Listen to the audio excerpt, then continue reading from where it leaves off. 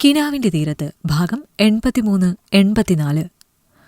അത് പിന്നെ സുധിയേട്ടാ, ഒരിക്കൽ കുടിച്ചിട്ടോ മറ്റോ ആയിരിക്കും എന്നോട് മോശമായിട്ട് സംസാരിച്ചിരുന്നു. അതിനുള്ള മറുപടി ഞാൻ അന്ന് തന്നെ കൊടുത്തു. പിന്നെ അങ്ങനൊരു സമീപനവുമായിട്ട് എൻ്റെ അടുത്ത് വന്നിട്ടില്ല. മീരയിൽ നിന്നുകൂടി ഞാൻ സത്യം അറിഞ്ഞപ്പോൾ തകർന്നു പോയിരുന്നു സുധി. ഇതുവരെ താനെന്താ ഇക്കാര്യം എന്നോട് പറയാതിരുന്നത്? ഞാൻ ഇക്കാര്യം അറിയണ്ടേ? കണ്ണുനീരിലും അല്പം ഗൗരവത്തോടെ അവൻ ചോദിച്ചു. ഇതുപോലെ തകർന്നിരിക്കുന്നത് കാണാൻ എനിക്ക് വയ്യാത്തോണ്ടാ പറയാതിരുന്നത്. എങ്കിലും ഒരിക്കൽ പറയണമെന്ന് മനസ്സിൽ വിചാരിച്ചിരുന്നു. പിന്നെ ഇതിനൊക്കെ ചുട്ട മറുപടി കൊടുക്കാൻ എനിക്കറിയാമല്ലോ. എങ്കിലും നിന്റെ മുഖത്ത് നോക്കി എങ്ങനെ അവന് ചോദിക്കാനുള്ള മനസ്സ് തോന്നി? അവൻ പറഞ്ഞു. നമ്മൾ വിചാരിക്കുന്ന പോലെയല്ല സുധിയേട്ട എല്ലാവരും. എല്ലാവരുടെയും മനസ്സ് നമ്മൾ പുറമേ കാണുന്ന പോലെ ആയിരിക്കണമെന്നില്ല. സത്യം, ഞാനിപ്പോൾ ഓരോരോ കാര്യങ്ങളായിട്ട് പഠിച്ചുകൊണ്ട് വരികയാണ്. ജീവിതത്തിൽ ആരെയൊക്കെ വിശ്വസിക്കണം, വിശ്വസിക്കേണ്ട എന്നറിയാത്ത ഒരവസ്ഥയിലാണ് ഞാനിപ്പോൾ. ഇതൊന്നും ഓർത്ത് സുധിയേട്ടൻ വിഷമിക്കണ്ട. അത് കഴിഞ്ഞില്ലേ? നമുക്കൊരാളെ മനസ്സിലായി കഴിഞ്ഞാൽ പിന്നെ നമ്മളത് കണ്ടല്ലേ അയാളോട് നിൽക്കൂ. മാത്രമല്ല, ആ സംഭവത്തിന് ശേഷം ഞാൻ അയാളെ കണ്ടിട്ടുമില്ല. അയാൾ ഇങ്ങോട്ട് വന്നിട്ടില്ല. സുധിയേട്ടൻ അതോർത്ത് വിഷമിക്കാതെ. വളരെ കുറച്ച് ദിവസത്തെ ലീവല്ലേ ഉള്ളൂ എന്നല്ലേ പറഞ്ഞത്? അതിനിടയിൽ ഇങ്ങനെ ഇത്തരം കാര്യങ്ങളൊക്കെ ഓർത്ത് വിഷമിച്ചാൽ പിന്നെ നമ്മുടെ സന്തോഷങ്ങളൊക്കെ ഇല്ലാതായി പോകില്ലേ? അവന്റെ കവിളിൽ തഴുകിക്കൊണ്ട് അവൾ ചോദിച്ചു. ആ നിമിഷം അവൾ തനിക്കൊരു അമ്മ കൂടിയാവുകയാണെന്ന് അവന് തോന്നിയിരുന്നു. ആ സമയത്ത് ഏറ്റവും കൂടുതൽ തനിക്ക് വേണ്ടത് ഒരാശ്വാസമായിരുന്നു. അവനെ ചേർത്ത് പിടിച്ച് അവൾ തന്നോടടുപ്പിച്ച് കവിളിൽ തഴുകിക്കൊണ്ടിരുന്നു. നീ തന്നോട് പറയണമെന്ന് പറഞ്ഞത് ഇക്കാര്യത്തെക്കുറിച്ചായിരുന്നോ? ഇതിനിടയിൽ അവൻ അവളുടെ മുഖത്തേക്ക് നോക്കി ചോദിച്ചു. ആ നിമിഷമാണ് ഞാൻ അർജുന്റെ കാര്യം അവനോട് പറഞ്ഞില്ലല്ലോ എന്ന് അവൾ ഓർമ്മിച്ചത്. അത് ഇതല്ല, വേറൊരു കാര്യം. ഇപ്പൊ പറഞ്ഞാൽ സുധിയേട്ടന് വിഷമമാകുകയുള്ളൂ. കുറച്ച് കഴിഞ്ഞ് പറയാം. എന്താണെങ്കിലും സുധിയേട്ടനോട് പറയാതെ എനിക്കും പറ്റില്ല. ഇതിലും വലുതായിട്ട് ഇനി എന്ത് വിഷമം വരാനാ? എന്താണെങ്കിലും നീ പറഞ്ഞോ. സുധി അവളോട് പറഞ്ഞു. ഇപ്പൊ പറഞ്ഞാൽ ശരിയാവില്ല സുധിയേട്ടാ. സുധിയേട്ടൻ പോയിന്ന് കുളിച്ച് ഫ്രഷായിട്ട് വാ. അവളെ എതിർക്കാൻ അവന് തോന്നിയില്ല. നേരെ ബാത്റൂമിലേക്ക് കയറി. കുളിയൊക്കെ കഴിഞ്ഞ് അവൻ പുറത്തിറങ്ങിയപ്പോൾ പുറത്ത് സതി അവനെ കാത്തുണ്ടായിരുന്നു. എടാ, ഭക്ഷണം കഴിക്കണ്ടേ? നീ വന്നപ്പോൾ തൊട്ട് പെണ്ണും പിള്ളേം കെട്ടിപ്പിടിച്ച് മുറിയിൽ തന്നെ ഇരിക്കുകയാണല്ലോ. മറ്റാരും വേണ്ടേ? അല്പം ദേഷ്യത്തോടെ ചോദിച്ചപ്പോൾ ദേഷ്യമാണ് സുധിക്ക് വന്നത്. എങ്കിലും അവനൊന്നും സംസാരിച്ചില്ല. ഭക്ഷണം കഴിക്കാൻ അമ്മ മീരയെ വിളിച്ചോ? അല്പം ഗൗരവത്തോടെ തന്നെ അവൻ ചോദിച്ചു. നിന്റെ ഭാര്യ ഞാൻ നീ അവൾ ഇരിക്കുന്നിടത്ത് ചെന്ന് വിളിക്കണമായിരിക്കും. വിശപ്പുണ്ടെങ്കിൽ വേണമെങ്കിൽ വന്ന് കഴിക്കും. എങ്കിൽ പിന്നെ അവൾക്ക് വിശക്കുമ്പോൾ ഞാനും വന്ന് കഴിച്ചോളാം. അതും പറഞ്ഞ് സുധി തിരിച്ചുപോയപ്പോൾ വല്ലാത്ത ദേഷ്യം തോന്നിയിരുന്നു സതിക്ക്. നീ എന്താടാ എന്നോട് വഴക്കിനിറങ്ങിയിരിക്കുകയാണോ? അവൾ പറഞ്ഞു തന്നതാണോ ഇങ്ങനെയൊക്കെ എന്നോട് പറയണമെന്ന്? അമ്മ എന്തു പറഞ്ഞാലും എന്തിനാ മീരയെ കുറ്റപ്പെടുത്തുന്നത്? അമ്മയ്ക്ക് തീരെ ഇഷ്ടപ്പെടാതെയാണ് ഞാൻ അവളെ വിവാഹം കഴിച്ചതെന്ന് പറഞ്ഞ് ഒരു മനുഷ്യൻ സഹിക്കുന്നതിനും ഒരു പരിധിയുണ്ട്. ഇതിപ്പോൾ എല്ലാം കൊണ്ടും ആ പരിധി കഴിഞ്ഞ് നിൽക്കുകയാണ് ഞാൻ. സർവം തകർന്നു നിൽക്കുകയാണ്. അമ്മ എന്നെക്കൊണ്ടൊന്നും പറയിപ്പിക്കരുത്. എടാ, നീ ഇവിടുന്ന് പോയിക്കഴിഞ്ഞാൽ നിന്റെ ഭാര്യയുടെ അഹങ്കാരം മുഴുവൻ കാണേണ്ടത് ഞാനും ഈ വീട്ടിലുള്ളവരുമാണ്. അത് ചോദ്യം ചെയ്യാൻ ചെന്നത് അവൾക്ക് ഇഷ്ടപ്പെട്ടില്ല. അവൾ എന്തൊക്കെയോ നുണ പറഞ്ഞ് നിന്നെ ഞങ്ങളിൽ നിന്നും അകറ്റി വെച്ചിരിക്കുകയാണ്. ഏതായാലും എൻ്റെ ഭാര്യയുടെ അഹങ്കാരം ഇനി മുതൽ അമ്മ കാണണ്ട. അതിനുള്ള സജ്ജീകരണങ്ങൾ ഞാൻ ഒരുക്കിക്കോളാം. എനിക്കിപ്പോൾ അവളെ ഉപേക്ഷിക്കാൻ പറ്റില്ലല്ലോ. അത്രയും പറഞ്ഞവൻ മുറിക്കുള്ളിലേക്ക് പോയപ്പോൾ എന്തു മറുപടി പറയണമെന്നറിയാത്തൊരവസ്ഥയിലായിരുന്നു സതി. ഒരു തുറന്ന യുദ്ധത്തിന് തയ്യാറായി തന്നെയാണ് സുധി എത്തിയിരിക്കുന്നത് എന്ന് അവർക്ക് മനസ്സിലാക്കാൻ സാധിച്ചു. അവനോട് കൊമ്പ് കോർക്കാൻ നിൽക്കുന്നത് ശരിയാവില്ലെന്നും അവർക്ക് മനസ്സിലായിരുന്നു. ഉച്ചയ്ക്ക് സതി തന്നെ സുധിയെയും മീരയെയും ഭക്ഷണം കഴിക്കാനായി ചെന്ന് വിളിച്ചിരുന്നു. അതിനുശേഷം മീര നിർബന്ധിച്ചപ്പോഴാണ് സുധി ഭക്ഷണം കഴിക്കാനായി ചെന്നത്. ഭക്ഷണം കഴിക്കുന്നതിനിടയിലും മീരയോടൊന്നും തന്നെ സംസാരിച്ചിരുന്നില്ല സതി. അവൾക്ക് ഭക്ഷണം വിളമ്പിയത് അവനോട് അരികിലിരുത്തി കഴിപ്പിച്ചതൊക്കെ സുധി തന്നെയായിരുന്നു. അങ്ങനെ കഴിക്കാൻ അവൾക്കൊരൽപ്പം മടിയുണ്ടായിരുന്നു. സതിയുടെ മുഖം കൂടി കണ്ടപ്പോൾ അത് പൂർത്തിയായി എന്നതാണ് സത്യം. എങ്കിലും സുധി ഗൗരവത്തോടെ നോക്കിയപ്പോൾ കഴിക്കാതെ തരമില്ലായിരുന്നു. നിനക്ക് എത്ര നാളത്തെ ലീവുണ്ട്? ഭക്ഷണം കഴിക്കുന്നതിനിടയിൽ താല്പര്യമില്ലാതെ സതി ചോദിച്ചു. വളരെ കുറച്ച് ദിവസത്തെ ലീവേ ഉള്ളൂ. അതിനു മുൻപ് കുറച്ച് കാര്യങ്ങളൊക്കെ ചെയ്തു തീർക്കണം. നീ സുഗന്ധിയുടെ വീട്ടിലേക്ക് പോകുന്നില്ലേ? അവരോടൊന്നും പറഞ്ഞില്ലല്ലോ വരുന്ന കാര്യം. അതിന് അജയന് വലിയ പിണക്കാണെന്നാണ് പറഞ്ഞത്, സതി പറഞ്ഞു. തൽക്കാലം ഞാൻ എങ്ങോട്ടും പോകാൻ ഉദ്ദേശിച്ചിട്ടില്ല. പിന്നെ പിണങ്ങുന്നവരൊക്കെ അവിടെ പിണങ്ങിയിരിക്കട്ടെ. ഇത്രയും കാലം എല്ലാവരുമായിട്ട് ഇണങ്ങിയല്ല ജീവിച്ചത്. എന്നിട്ട് മനസ്സമാധാനം ഇല്ലാത്ത ഒരു ജീവിതം മാത്രമാണ് എനിക്ക് കിട്ടിയത്. ഇനിയിപ്പോൾ പിണങ്ങി ജീവിക്കുമ്പോഴെങ്കിലും കുറച്ച് സമാധാനം കിട്ടുമെന്ന് നോക്കാം. താല്പര്യമില്ലാതെ സുധി അത് പറഞ്ഞപ്പോൾ ദേഷ്യത്തോടെ മീരയുടെ മുഖത്തേക്ക് നോക്കുകയാണ് സതി ചെയ്തത്. ആ സമയം തന്നെ അവൻ ഭക്ഷണം കഴിച്ച് എഴുന്നേറ്റിരുന്നു. പിന്നെ അവിടെ ഇരിക്കാൻ മീരയ്ക്ക് തോന്നിയില്ല. ഭക്ഷണം കഴിച്ച പ്ലേറ്റുകളുമായി അവൾ അടുക്കളയിലേക്ക് പോയിരുന്നു. അതും പിന്നെ കിടന്ന കുറച്ച് അധികം പാത്രങ്ങളും കഴുകി വെച്ചതിനു ശേഷം മറ്റെന്തോ ജോലി ചെയ്യാൻ തുടങ്ങുന്നതിനിടയിലാണ് സതി അവിടേക്ക് വന്നത്. ഞാനിവിടെ നിന്നെക്കൊണ്ട് ജോലിയൊക്കെ ചെയ്യിപ്പിക്കുകയാണെന്ന് അവനെ കാണിക്കാനായിരിക്കും ഇതുവരെയില്ലാത്ത ഈ പ്രകടനങ്ങളൊക്കെ ഇപ്പോൾ കാണിക്കുന്നത്, സതി മീരയോടായി പറഞ്ഞു. താൻ ഈ വീട്ടിൽ വന്നു കയറിയതിനു ശേഷം ഇപ്പോഴാണ് അവർ തന്നോടൊന്ന് സംസാരിക്കുന്നത് എന്ന് ഓർമ്മിച്ചു. ഇവിടെയുള്ളപ്പോ ഞാൻ തന്നെയല്ലേ അമ്മേ ഈ ജോലിയൊക്കെ ചെയ്തത്? നീ നിന്റെ വീട്ടിൽ പോയപ്പോ ഇവിടെ ഉള്ളവരൊക്കെ പട്ടിണി കിടക്കുമായിരുന്നെന്നാണോ നീ വിചാരിച്ചത്? അപ്പോഴും ഞങ്ങൾ ജീവിച്ചിട്ടില്ലേ? അതുകൊണ്ട് സുധിയെ കാണിക്കാൻ വേണ്ടി കൂടുതൽ ജോലിയൊന്നും എടുക്കണ്ട. ഇത്രയും കാലം ചെയ്തതുപോലെ ഞാനങ്ങ് ചെയ്തോളാം. നീ വേഗം അവൻ്റെ അടുത്ത് പോയിരിക്കേ. അവനിപ്പോൾ നിന്നെ കണ്ടില്ലെങ്കിൽ വിളി തുടങ്ങും. താല്പര്യമില്ലാതെ അത്രയും പറഞ്ഞ് മറ്റു ജോലികളിൽ സതി വ്യാപൃതയാവാൻ തുടങ്ങിയിരുന്നു. കരച്ചിൽ തൊണ്ടക്കുഴിയോളം വന്നു നിന്നു. എങ്കിലും സുധി വീട്ടിലുള്ളത് കൊണ്ട് മാത്രം തന്നെ താൻ സ്വയം നിയന്ത്രിക്കണമെന്ന് തോന്നി മീര ഒന്നും മിണ്ടാതെ അകത്തേക്ക് പോയിരുന്നു. ആ സമയത്ത് സുധി എന്തോ ആലോചിച്ചുകൊണ്ട് കിടക്കുകയാണ്. അവൾ അരികിൽ വന്നപ്പോൾ അവൻ ഡോർ അടയ്ക്കാൻ പറഞ്ഞു. ഡോർ കുറ്റിയിട്ടിട്ട് അവന്റെ അരികിൽ അവളിരുന്നു. അവൻ മെല്ലെ അവളുടെ മടിയിലായി കിടന്നു. അവൾ തന്റെ കൈവിരലുകളാൽ അവന്റെ തലമുടിയിടകളിൽ ചെറുതായി തഴുകിക്കൊണ്ടിരുന്നു. കുറച്ചു സമയമെങ്കിലും വിഷമങ്ങളെല്ലാം മറക്കാൻ സുധി ആഗ്രഹിച്ചിരുന്നു.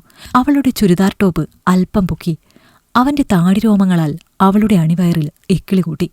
അവന്റെ കുസൃതികൾ വർദ്ധിച്ച നിമിഷം ശരീരം ചുട്ടുപൊള്ളുന്നത് പോലെയാണ് മീരയ്ക്ക് തോന്നിയത്.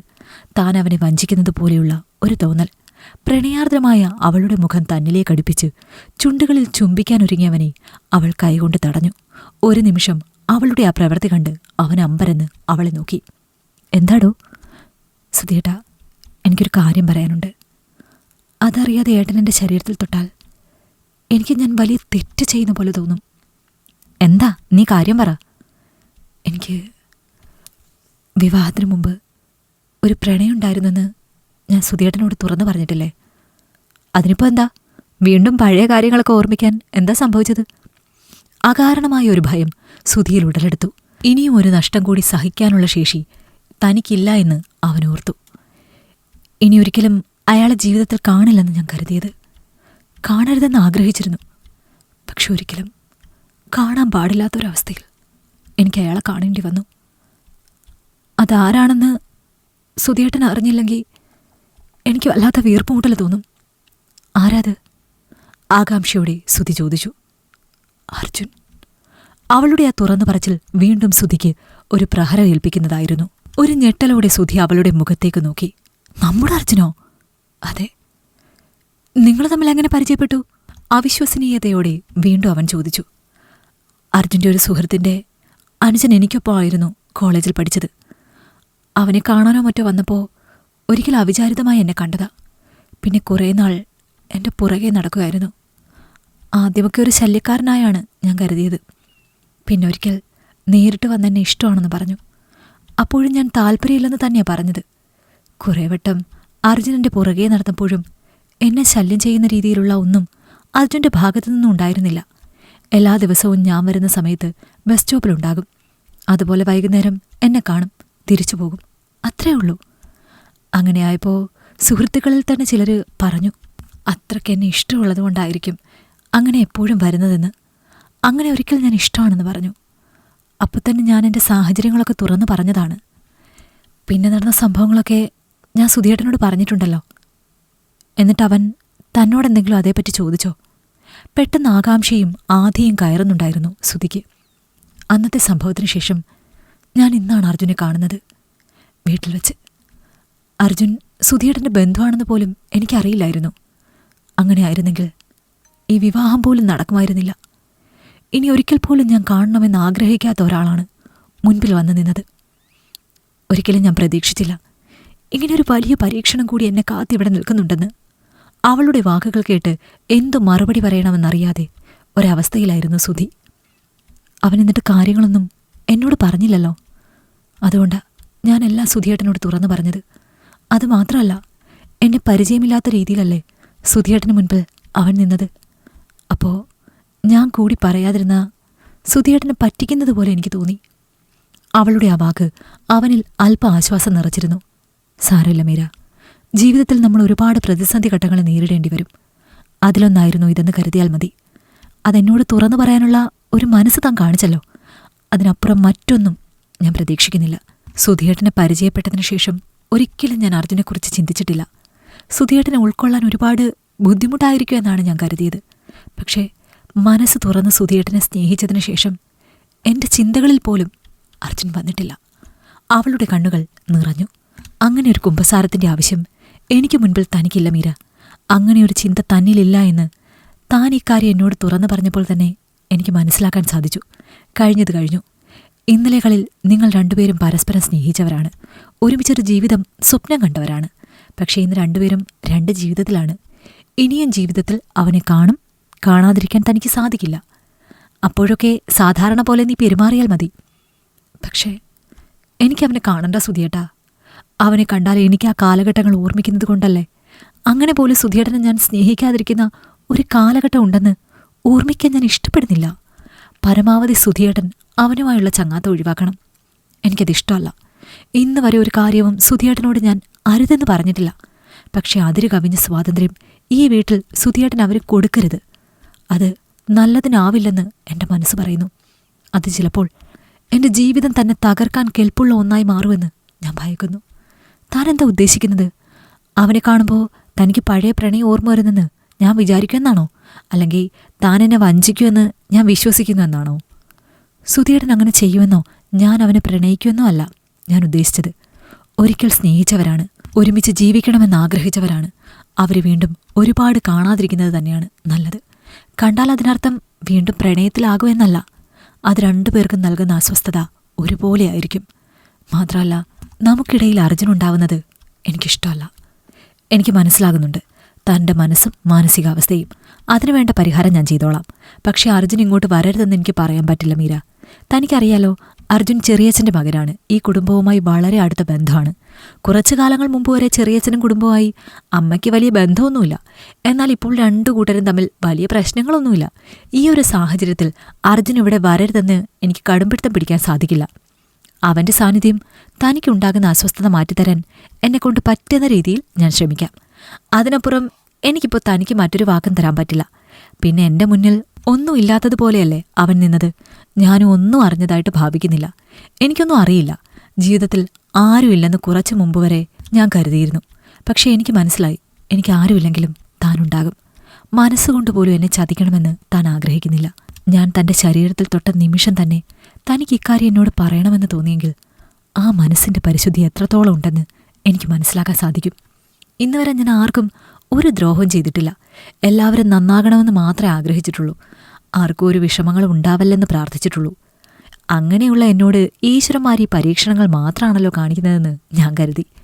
എൻ്റെ ജീവിതത്തിന് ഒരു അർത്ഥമില്ലല്ലോ എന്ന് ഞാൻ കുറച്ചു മുമ്പ് കൂടി ചിന്തിച്ചതേ ഉള്ളൂ. പക്ഷേ എൻ്റെ ജീവിതത്തിൽ എനിക്ക് ഈശ്വരൻ തന്ന ഏറ്റവും വലിയ സമ്പാദ്യവും സമ്മാനവും താൻ തന്നെയാണെന്ന് ഇപ്പോൾ എനിക്ക് മനസ്സിലാകുന്നുണ്ട്. തൻ്റെ മനസ്സ് മാത്രം മതി. എനിക്ക് മറ്റ് സമ്പാദ്യങ്ങളൊന്നും വേണ്ട. എൻ്റെ തിരഞ്ഞെടുപ്പ് തെറ്റിപ്പോയില്ലല്ലോ എന്നുള്ള സമാധാനത്തിൽ ഇനി എനിക്ക് ജീവിക്കാമല്ലോ. അവൻ്റെ കണ്ണുകൾ നിറഞ്ഞപ്പോൾ അവൾ തൻ്റെ കൈകളാൽ അത് തുടച്ചുകൊടുത്തു. സുധിയേട്ടനിപ്പോൾ ഒരുപാട് മാനസിക വിഷമം അനുഭവിക്കുന്നുണ്ടെന്ന് എനിക്കറിയാം. ഇതിനിടയിൽ ഇക്കാര്യം കൂടി പറഞ്ഞ് മനസ്സ് തകർക്കണ്ട എന്ന് ഞാൻ കരുതിയത്. പക്ഷെ ഒരു ദിവസമെങ്കിലും ഒരു ദിവസം നേരത്തെ ഈ കാര്യം സുധിയേട്ടൻ അറിഞ്ഞില്ലെങ്കിൽ അത് ശരിയാവില്ല എന്നെനിക്കൊരു തോന്നൽ. സത്യം പറഞ്ഞാൽ ഈ നിമിഷം വരെ എൻ്റെ മനസ്സ് പ്രക്ഷുബ്ധമായിരുന്നു. ഇപ്പോൾ ഇക്കാര്യം താൻ തുറന്നു പറഞ്ഞപ്പോഴാണ് എൻ്റെ മനസ്സൊന്ന് തണുത്തത്. എനിക്ക് വേണ്ടി ഒരാളെങ്കിലും ഉണ്ടല്ലോ എന്നുള്ള സമാധാനം. അവളെ തന്നോട് ചേർത്ത് പിടിച്ച് അവൻ പറഞ്ഞപ്പോൾ ആ നിമിഷം അവളും കരഞ്ഞുപോയിരുന്നു. എത്ര സമയം അങ്ങനെ നിന്നു എന്ന് അവൾക്കറിയില്ല. ഇടയ്ക്കെപ്പോഴോ ആശ്വാസത്തിന്റെ ചുംബനങ്ങൾ വികാരത്തിന്റെ അഗ്നിയിൽ വീണു. പിന്നെ അത് തനുവിനെ ചൂട് പിടിപ്പിക്കാൻ തുടങ്ങി. ശരീരങ്ങൾ വിയർത്ത് ഒടുവിൽ ഒരു നൊമ്പരത്തോടെ അവൻ അവളിൽ ചേർന്ന് രണ്ടുപേരുടെയും വേദനകൾക്കുള്ള ഒരു പരിഹാരമായി ആ പ്രണയം ഇരുവരുടെയും ഇഷ്ടമായെങ്കിൽ ലൈക്ക് ചെയ്യൂ. നിങ്ങളുടെ അഭിപ്രായങ്ങൾ കമന്റായി രേഖപ്പെടുത്തൂ. കൂടുതൽ കഥകൾ കേൾക്കാൻ ഈ ചാനൽ സബ്സ്ക്രൈബ് ചെയ്യൂ.